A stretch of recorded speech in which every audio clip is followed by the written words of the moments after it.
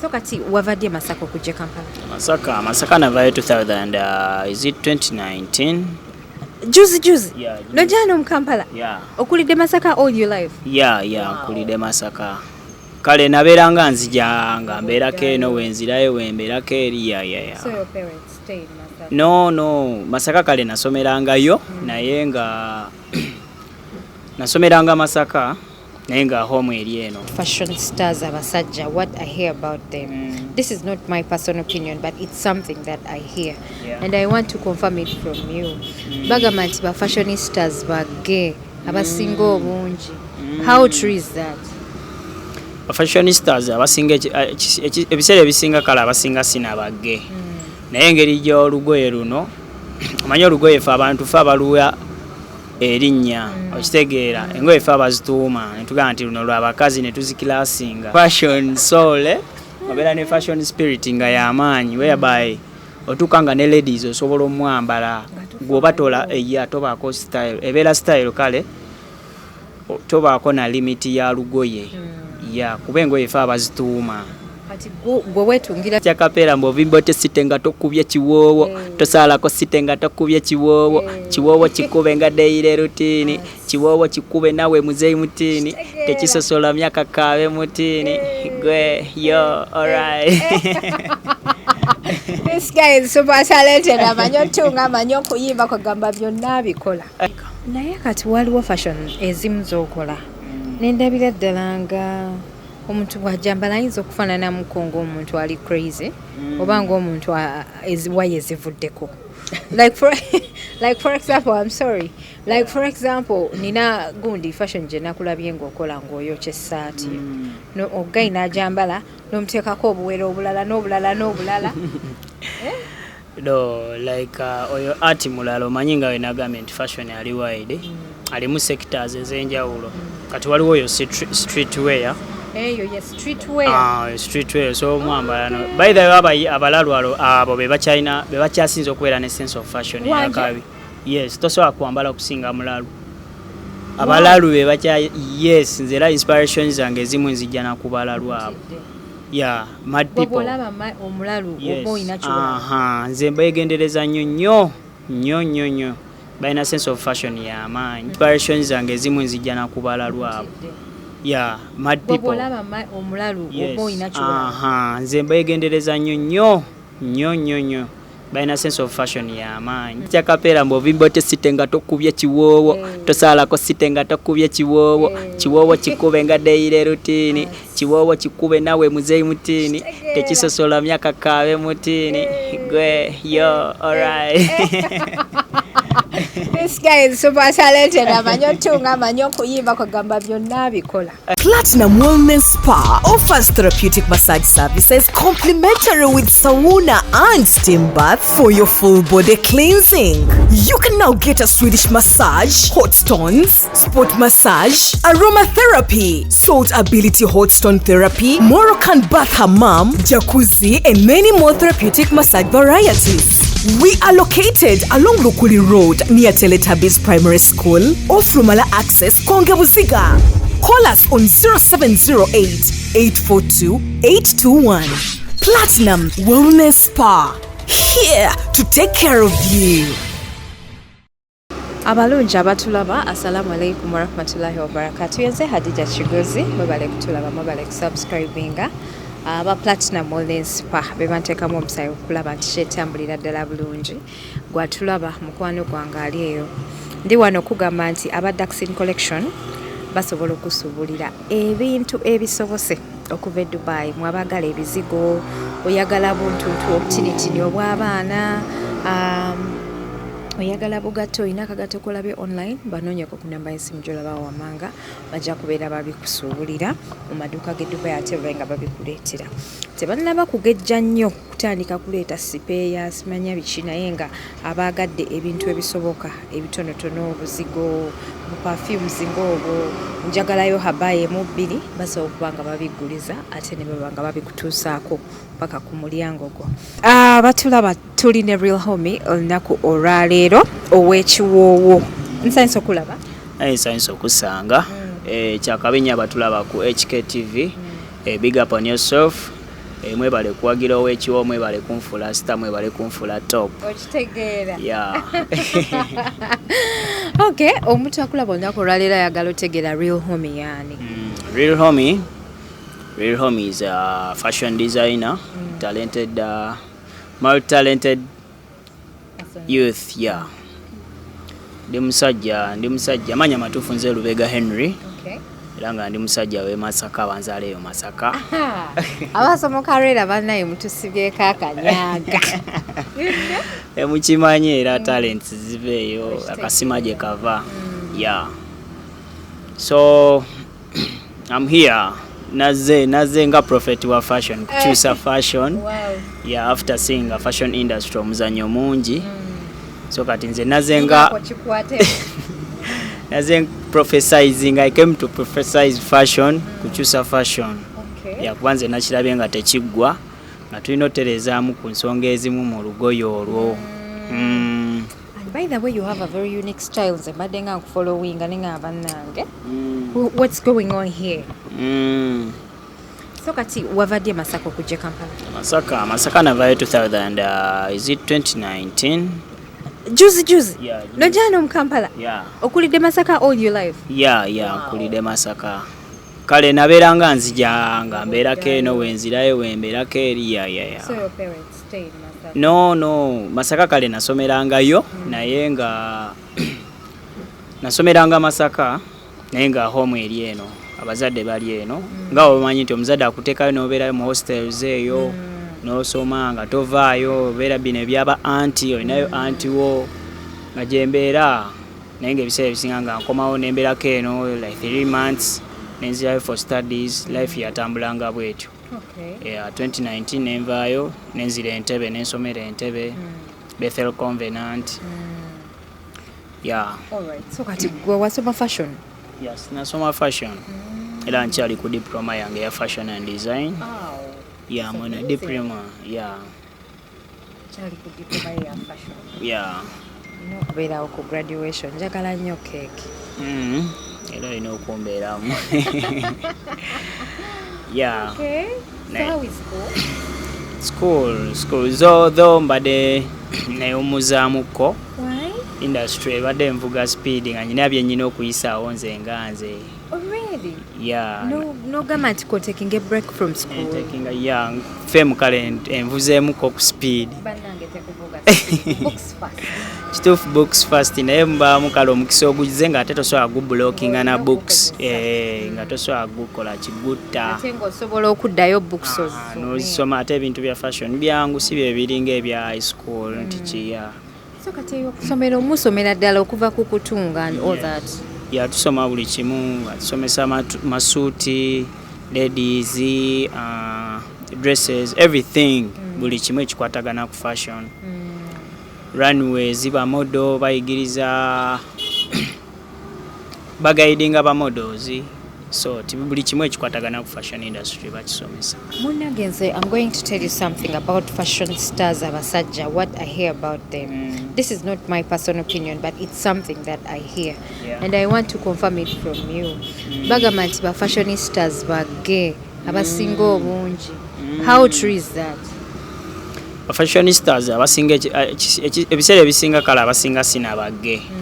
Naye engeri gy'olugoye luno, omanyi olugoye fe abantu fe abaluwa erinnya, okitegeera, engoye fe abazituuma ne tugamba nti luno lw'abakazi ne tuzikilasinga. Naye ate engoye teziriiko kilasi nti luno lw'abasajja lw'abakazi. Okitegeera, nze nsobola okukera ku makya ne nyambala sikaati. Okitegeera, ekyo fe abakiteekawo ne tugamba nti kati sikaati z'abakazi. Naye ng'omusajja asobola okwambala sikaati. Tekitegeeza nti obeera gay. Yeah, tekitegeeza nti oli musaizi. Kyekyo kati challenge ebeera waawo. Wesanga jjukira gwe designer passion ebeera y'amaanyi. Obeera n'omwoyo gw'amaanyi ku lugoye, buli kimu oba oyagala okikube okyambale. Kyekireetera abantu. Obeera n'omwoyo nga guli waggulu ga fashion soul. Obeera ne fashion spirit nga y'amaanyi whereby otuuka nga ne ladies osobola omwambala. Gwoba tobaako style. Ebeera style kale tobaako na limit ya lugoye. Yeah, kuba engoye fe abazituuma. kati gwe weetungira kyonna ky'olabye okyolaba kyowulire kiri comfortable gy'oli tekitegeeza nti okubeera male designer ate kala abamu gye bali naye nze nsobola okwambala dress n'entambula gwembanga nze nsobola okwambala dress n'entambula ate ne-inspiring abasajja abalala ne bajambala tekitegeeza nti mba mu dress oba otaddemu kimunda era osobola okwambalira mu boxer nga boxer era ng'omusajja wabeera n'enkondo osobola ogikuba kakubemu next week njagala kalaba n'enkondo ogikuba tekitegeeza nti oba ofuuse musiyazi just ebeera style nsobola ojjambala this ekintu fe abakituuma kati singa tetwakitandikawo ne tugamba nti eno y'abakazi kati nga kyava dda ne tugamba nti kati abasajja zino zezaabwe ng'abakazi be bambala ziri sneakers era kyandigenze bwe kityo naye nti okuba nti ekintu fe abakituuma kiba kitegeeza naawe osobola otuteekawo sitayiro eyiyo n'ogamba kati fe abasajja fe abambala enkondo tekiriiko sitayiro nti byabakazi oba ki nti waliwo genderless style, genderless fashion. You get it? Ye omusajja nga asobola okwambala enkondo tekitegeeza nti oli musiyazi. Naye gwe guno omulembe gw'aba Michael Jackson okimanyi nti ogukomezaawo bro. That's the style. By the way, si bipale wabula ebeera style. Ye style entuufu omuntu gy'alina okwambala. Yeah, just ate obuzibu bwa tulina wano bannayuganda nti tulookinga nnyo mu style. N'olaba nti ono kyayambadde nawe kyojja okwambala bamala kulabira ku bayimbi naye nga nawe kennyini omuntu oba osobola otondawo ekintu ekikyo n'otondawo style eyo gy'osobola okwambala. Yeah, just olina kubeera gwe tolina kulinda kulaba nti oli ayambadde bw'ati kye tulina okugenderako naffe kye twambala. Nosobola okera ku makya n'ogamba leero kanyambala ennika. Yeah. Naye gwe sense of style eyo ng'ebeera esuse. Ayakabi, just creating yourself. Self-made, yeah. Kuba obufaananyi abakazi bonna ng'obatungidde obupale. Yeah. Asajja ne tukuba enkondo awo ku street. Tekitegeeza kuba musiyazi. Yeah. Just ebeera style yo. Yeah. I loved there's one time when nalabako Crystal Panda. You know Crystal Panda is my biggest musician. Yeah. Namulabako nga ina dance moves zakola nga kutagenze. Eye koti go ajimukolera. Oh yeah, full outfit nze yajimukolera. Yeah. Gwengo ina art. Sure. Ngoli wakabi. Bade sikimanyi naye tugenderawo. How old are you? Ebintu byokola by'abasajja bakulu. No, just talent nze ekintu nkyagala ate ye talent yange sigwamu kigwe. Yeah, nkyagala nkikola na mutima. Yeah, nze ekintu nkiroota na buloosi kyovula mpita prophet. I dream of it. Nkiroota nekiteeka mu nkola sirinda kulabira ku balala. Yeah. Ate nga bwe kino kwa yeah. Ate suti ya Crystal Panda walota ndote? Yes. Of course. Yeah. Wajira tabula suti ya Crystal Panda? Kale kibeera bwe kiti. Fashion mukola obulungi. You have to make a lot of research. Kuba fashion designers abala n'ensi endala engeri gye bakolamu ebintu byabwe. You get it? N'otunulako mu biseera byabwe ebyedda bo bayambalanga batya. Olina okubeera nga you gather you explore mu nsi endala totunulira kino kiriku. You have to look outside the box. Yeah. Mu kintu kimu fashion ali wide. Styles ez'enjawulo mpitirivu nnyo leso azimalayo. Ate n'ebintu ebisinga bye twambala babyambala dda kati bino byonna babikola dda kati nze nkwata obwongo bwange ne ntwala obudde bwange ne nkola research ku bintu bye bayambalanga edda n'ogattamu ku urban owaffe ono aliwo kati right now n'ovaamu ekintu ekyenjawulo ng'ate kiri neat. Ye fashion omutuufu. So kati zino materials ozijjaza okulamu ebintu? Materials seera ebisinga materials mujja mu vintage mu ancient bintu ebyeddeera still ngendeyo mu wino nenzijjayo ebintu ebikadde ebiri very unique kuba gye bijjira mu kikadde ekisobola kizibu nnyo obisanga mu kipya.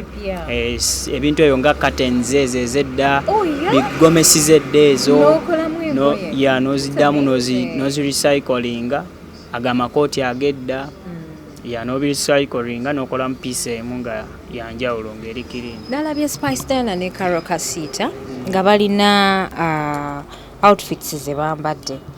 This is you as well? Yes, it was me. Kati kino ekigambo distressed kitegeeza ki? Distressed kitegeeza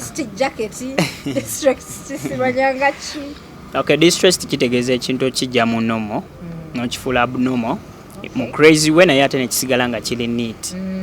Yes. Zino ziri distressed. Kale ekintu nga kiri distressed okidamaginga oba n'okyokyako oba n'okiscratchinga that's distressed. N'okikolako kale obulaberabe n'okikolako some damages n'okijjamu mu normal yes n'okikyusamu form. Eno fashion jana ekutwala wa? Oyagala kubeera international fashionista? Oyagala wano ku professionalizinga mu Uganda wokka? Of course ekirooto kyange kyakubeera fashionista worldwide. Yes, globally. Yes, kuba nkuviira ddala buto kuba fashion namutandika nga nyina emyaka 16 nga nkyasoma ku Massachusetts. Yes, namutandika nyina emyaka 16 so kati nze nzize ngoba kirooto nkyakiriko right now. Njagala kubeera fashionista ow'amaanyi mu nsi yonna. Yes. I wish you all the best. Thank you. Mu bano ba fashionista betulabye wano e Uganda oyinamu akuinspiringa oba yegwe inspiration wo? Ekituufu kyonze nganze inspirations nyingi zenina, bintu bingi bantu bangi kale betulabirako, tasobola kubeera muntu omu. Batufuna ideas kuva mu bantu ab'enjawulo naye ng'okusinga nze ndi self made kuba nze neekolera research okuva research owange simujja wano. Mujja mu nsi ndala ntunula nnyo bintu byedda ba Alimani abo bagundi ba Muteesa bye bayambalanga ebyedda yes ancient embugo ebyo staff bwe bityo search ne ku athe ne ku gundi ku nsi bwe nti ntunya ku nsi emiti egyo engeri gye gyakula inspiration zijja mu ebyo animals ebiwuka engeri gye byakula.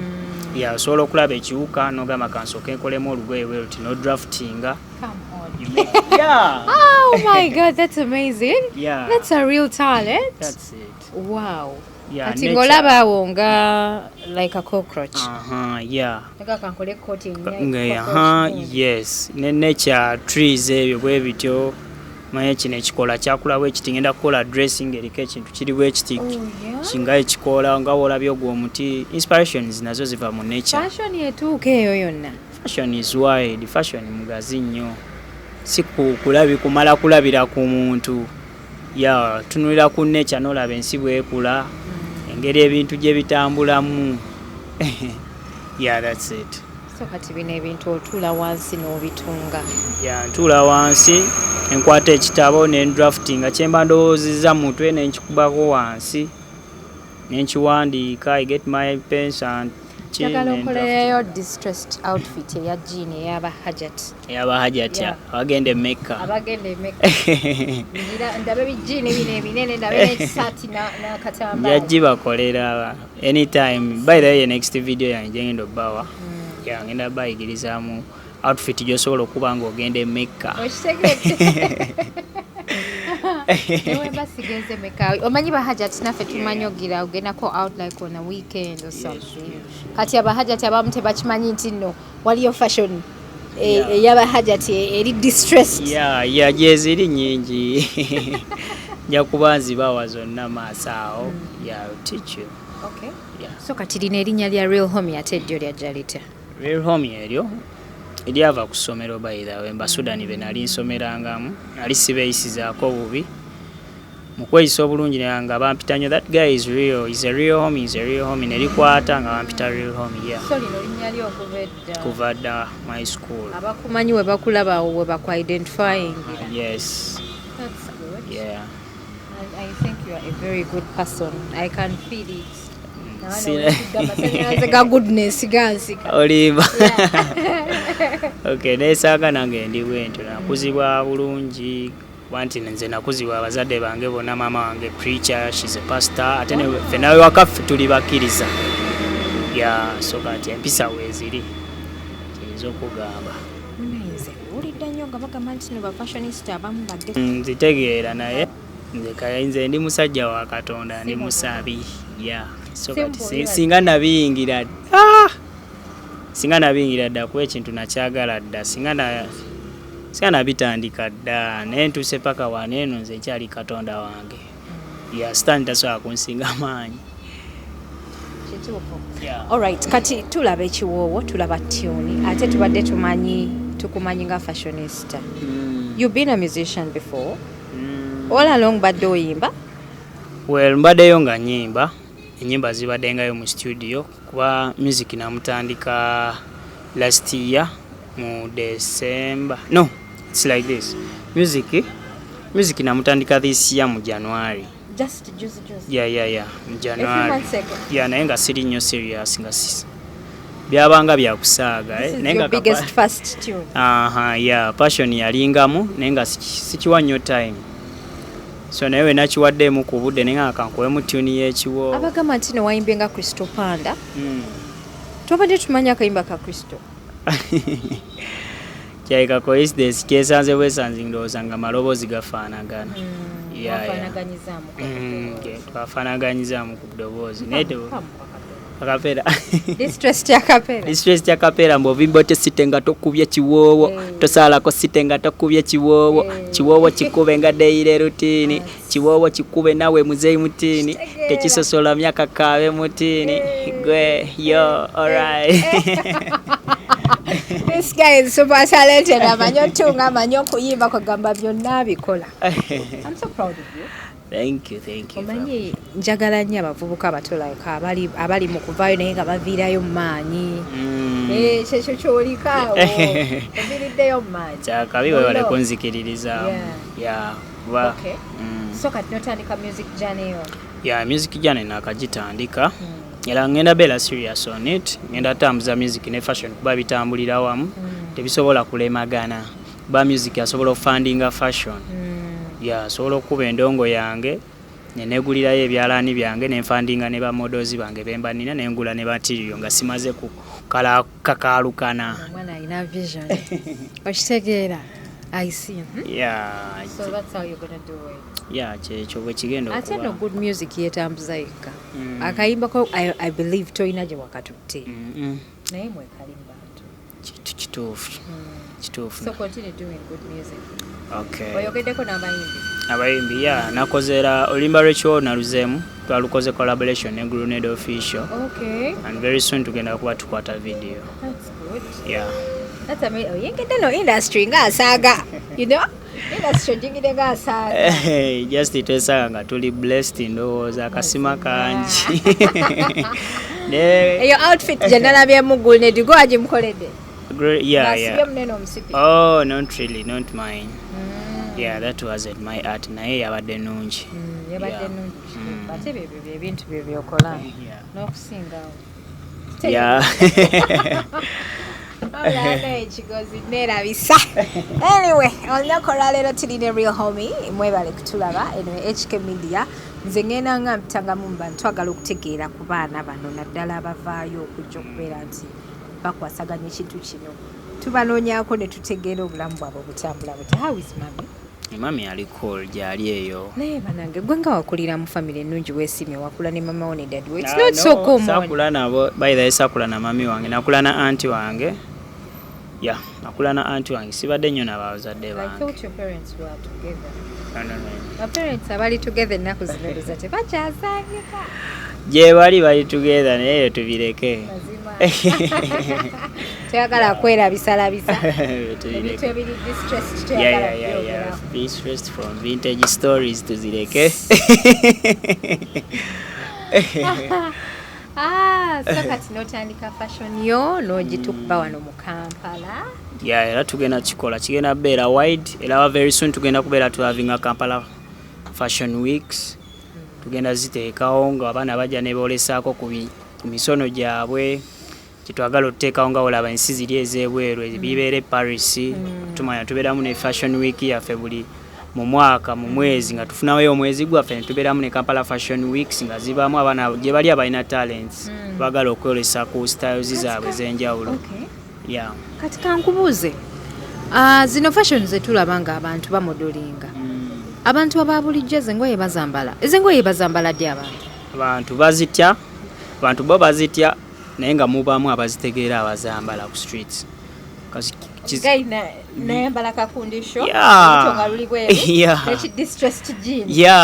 bazikuba aye bagenda zikubira nno ddala kubanga tubira like for example ku runway netulaba nga abantu babyambadde ate tetuddamu laba nga babyambadde just current ebiseera ebisinga abantu babitya biteeka mu nkola ne mubaamu ababisobola ababikuba kale ebiseera ebisinga bamodo anti bali babeera bamodo oyaba nti modo omusajja basobola omwambaza nga showcasingira abakyala you get nga tebajja sobola kiteeka waneeno ku street nga kina beera kya lady that's why tosobola kiraba ku street kuba wali eri ebeera runway modo bamuwa kyonna kyonna ogugwe guba gwa kuraninga kutambulira ku runway ku showcasinga kyekiri mu store yes so kyekyo kuba fitses ze ba showcasinga already runway baba bagiwadde name ne bagamba nti oba this is spring summer women outfits 2024 naye nga bamodo basajja naye nga bambadde z'abakyala nga bashowcasinga ladies you get kuba baba ku mulimo gwabwe that's why temusobola kisanga ku street netulaba nga bambadde like a legging ataddeko ekisweta and I'm like ono nigga storage ebya fashion moonlight tubitegeera naye nga biba birungi kati lwaki mu fashion zonna z'okola walondamu this old school thing kale ekisooka old school oyo ali decent kizibu osanga old school nga omuntu akunamye okuyaya webaye nti ate ekyenjagala kale omanye ala Uganda balookinga nnyo n'abakyala abasinga balowooza nti okwambala kunama kyotajasanga mu old school style old school bw'otunulayo ennyo alaba bayambala decently nga jeans zibatuulako bulungi bambala bagi jeans zaabwe top nga kizibu nnyo osanga omuntu ng'akunamye you get ate nga byalinga binyuma biba birungi bamu details ez'enjawulo vintage styles ezo ziba zaakabi kale ziba ne details ennungi ne gomesi nazo ndaba ziri decent occasional ziri decent mbitunga era very soon ngenda kuba nja balagamu ku gomesi ate ziri distressed zo zibeera distressed gomesi naye nga very soon tugenda kuba tupublishing a brand yaffe tugenda egenda kubeera bagita unveiled okubikulirwa unveiled genda okubeera brand yaffe very soon tugenda kuba tugipublishinga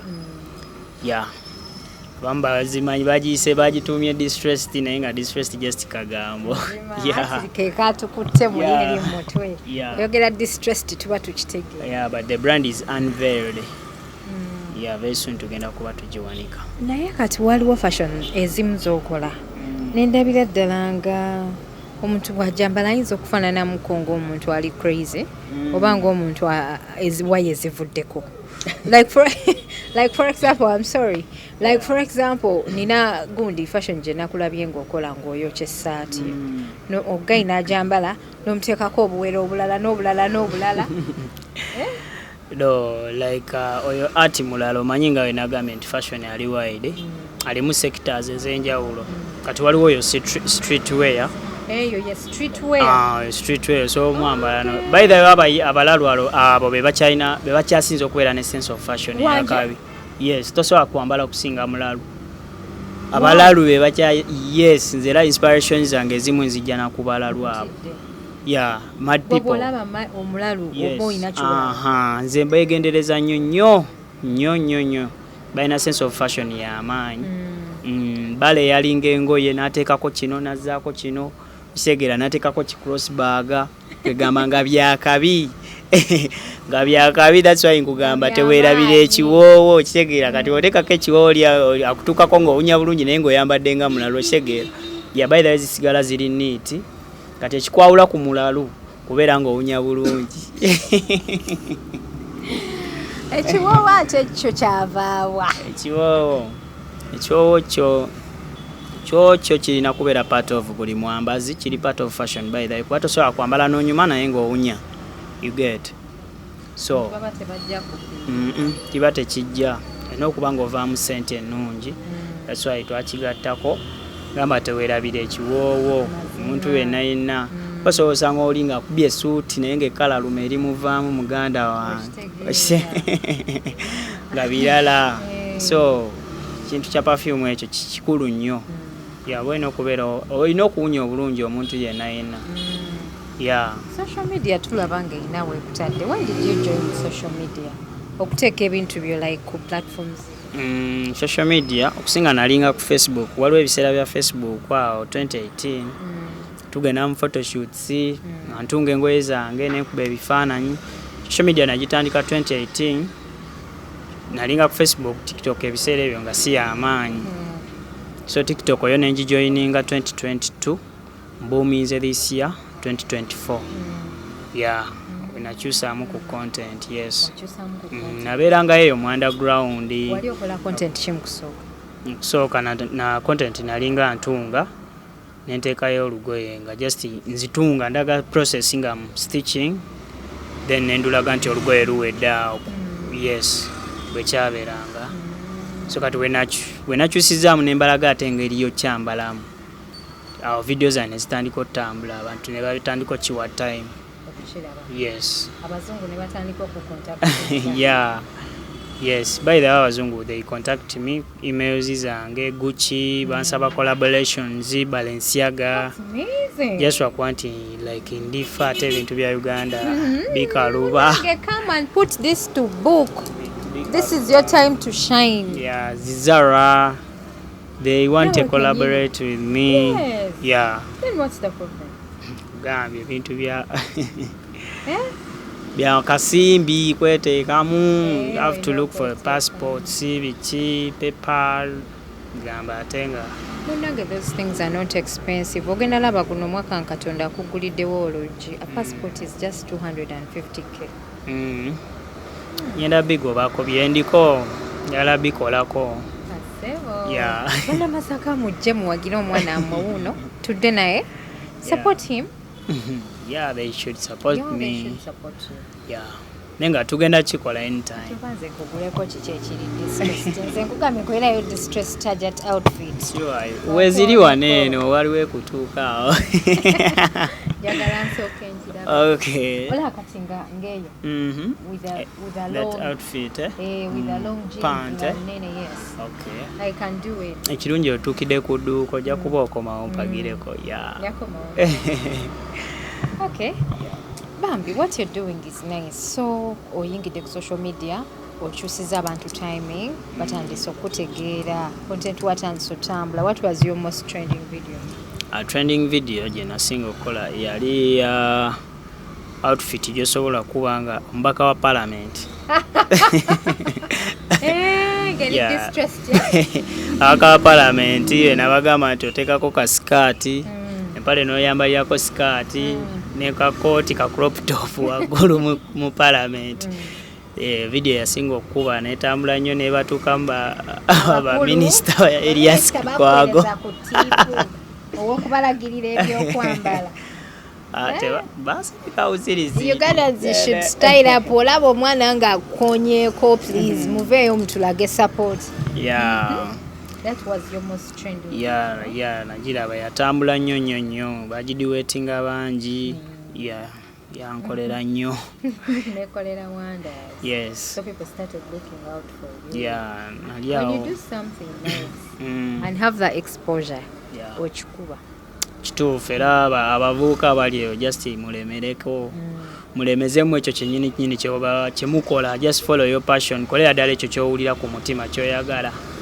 Era ebiseera ebisinga tolina kubuukira kintu nova ku kino nodda ku kino. nosooka n'okola ekyo kinnyininyini ky'owulya ku mutima ky'oyagala n'okifokasingako ebyaddala oba ojja kifunamu. naye gwe oli mwana muto naye oli mukozi nnyo, like I mean you hustle a lot.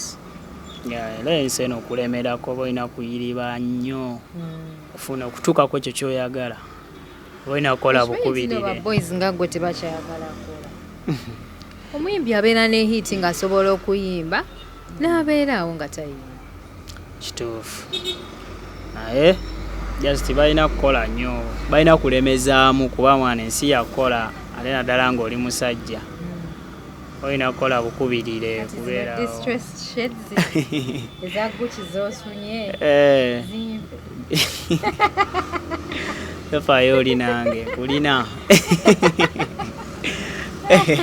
Ati bo buno obujjawa buno tosobola kutunga buno sobola kukola ki tosobola zitunda zino zino tuzisuubula tuzitumya abroad, Italy, Dubai.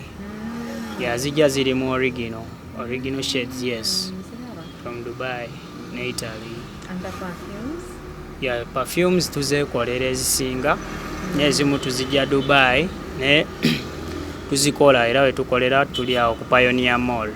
Ekyo kino ekiwoowo ky'oboolanga. Yes. Ekitegeeza n'ekiwoowo oboolanga kirangi. Ekiwoowo kirina era twafulumiza brand yaffe ya Homi. Waze nayo? I just smell fast. I open. How did I open? Kikino.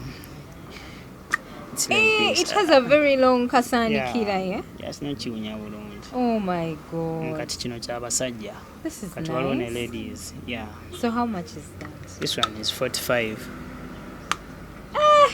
Ekiwoowo kyo nga kyamaanyi. Kuyanjagala kudda mu kiwunyako. Kuba naye yasaafa ayagala wunyako. Ayagala ebiwoowo. It's 45. It's 45. Yeah. Wow.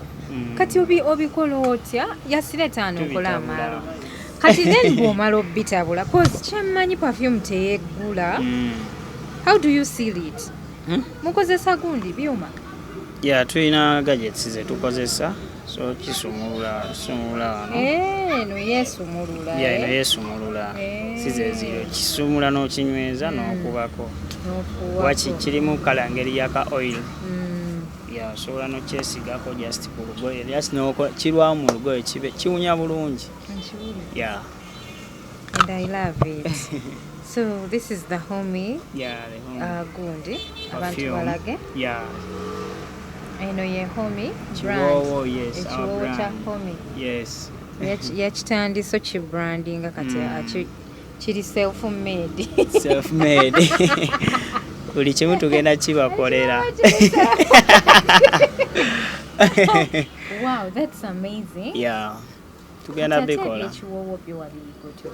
Ekiwoowo nabitandikidde neera kiwoowo ekyabuuminze nenfuna company eno yennyini ya Daring Company bana ba Daring Sense bena connectinze nabo ne tukwatagana kuba bembadde brandingira mone contract nabo naye nensalawo neŋŋamba nange tukole perfume eyange ya brand yange.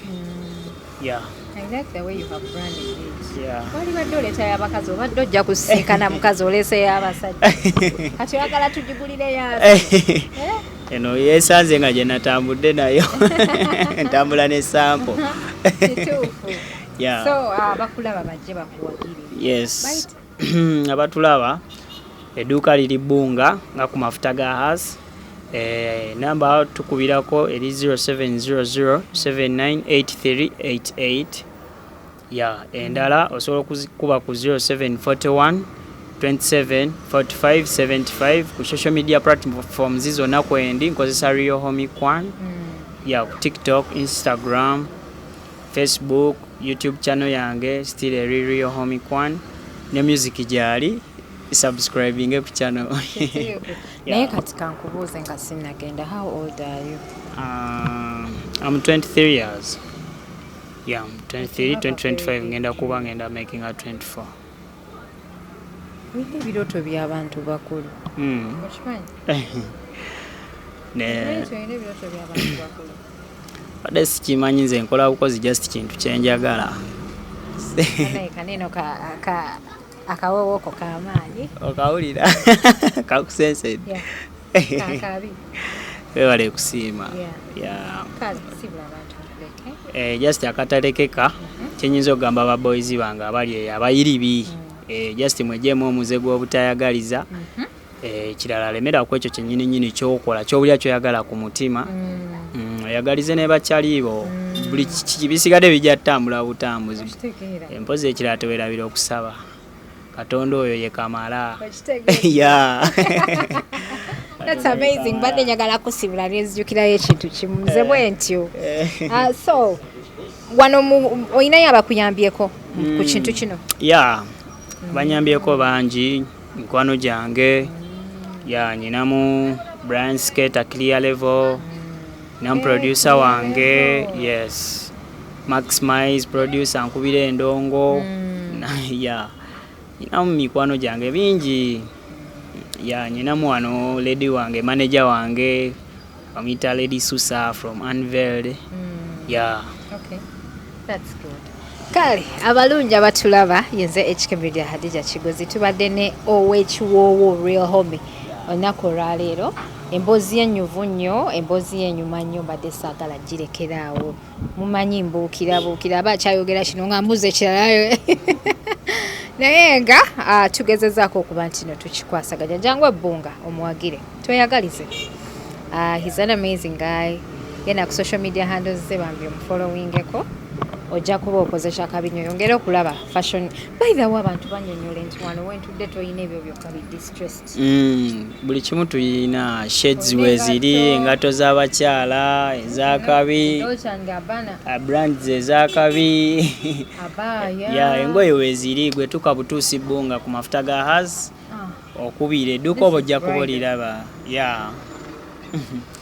Shades ez'akabi ezimalayo ziddiyo, brands ez'akabi, Versace, Maybach, Louis Vuitton, Chanel. Akwazura. Nze mmanyi akamusanyusizza kana akakondo akegiraasi. Anayi tulabye nawe. Nenge ebyakabi weebiri engato z'aba buli kimu outfits ladies men byonna weebiri ebyakabi esuuti gy'okuba ng'ogenda ku buko kwanjula byonna tubimala wano eno. Kale yenze HK Media Hadija Kigozi nkujjukiza nti aba Daxin Collection bakugamba nti gwe ayagala okusuubula ebintu okuva e Dubai ebitonotono buzigozigo bintu by'abaana kagatto kamu bubiri bakuyambako okubikusuubulira ate ne baba nga babikuweereza bulambalamu. Akatalekeka tugenda kubeerayo ne October 26th Distressed Fashion Show Jerry Motive awe Bugoloobi mugire mu distressed outfits zamu. Ate nja kugira mu distressed outfit yange kwolo gwogenda. Don't miss out, bigenda kuba byakabi nnyo. Okay. Sure win. Distressed jean eyo. Ekisati kyekyo kibinkolera. Katopu mundo jja kwongera okaseeko wansi kabereka abahajati. Kasika nene akabasomo. Okay, I get. Kale, yenze HK Media Hadija Kigozi. Assalamu alaikum.